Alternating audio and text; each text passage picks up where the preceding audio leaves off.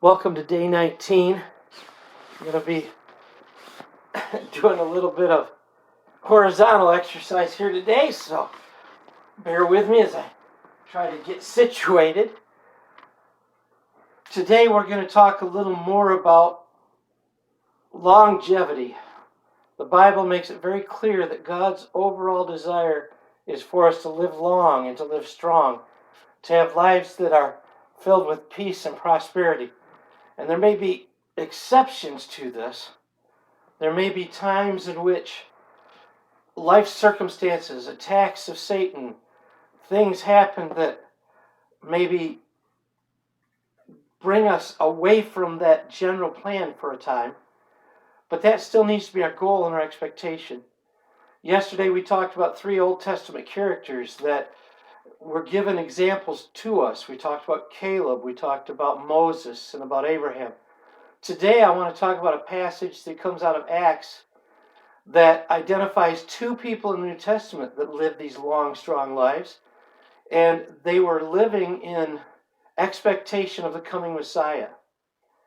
We have Simeon, who was given the promise that he would live until the Messiah came. And Simeon, when he was, according to tradition, about 120 plus years old, was able to bless Jesus just after his circumcision, when as a baby he was taken to the temple. According to the Eastern Orthodox early writings, he actually was over 200 years of age. So somewhere between 120 and 200. That's longevity. That's God's blessing. And then this same chapter talks about Anna. And Anna was a prophetess who, it says that when she reached the age of virginity, which would be 12 or 13, says she got married, was married for 7 years, and then she was a widow for 84. So when you do the math, it's about 104 years old. And it doesn't tell us how much longer she lived after that. So here are 2 New Testament examples. We know from history that the Apostle John lived to be about 100 years of age. And then he was either martyred, or there are those that say, according to early writings, that he was raptured personally, just like Enoch, who walked with the Lord and then wasn't. Either way, from cover to cover, the Bible teaches us that it's God's desire for us to live long lives, and that those lives be filled with the kingdom blessings that we've been memorizing.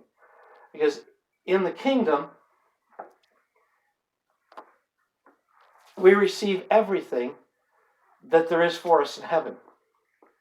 The only difference, as we've talked about before, is, just like with the Old Testament nation of Israel, as they entered into the promised land, the land was already theirs, but they had to do battle for it. They had to enforce the promises of God in their life. They had to overcome the giants, take the walled cities, and fight the enemy. And we see in the new covenant, we're given all of those kingdom blessings. All of eternity begins the minute that we're saved, but we need to still enter into our promised land. There still is a real Satan. There still is a real spiritual warfare. So I want to just give you that word that God loves you. He sent his son Jesus to die for you, not just for eternity out there somewhere, but for eternity today. So walk in faith, walk in obedience, and expect that everything that God has promised you is yours today. Be blessed and be a blessing.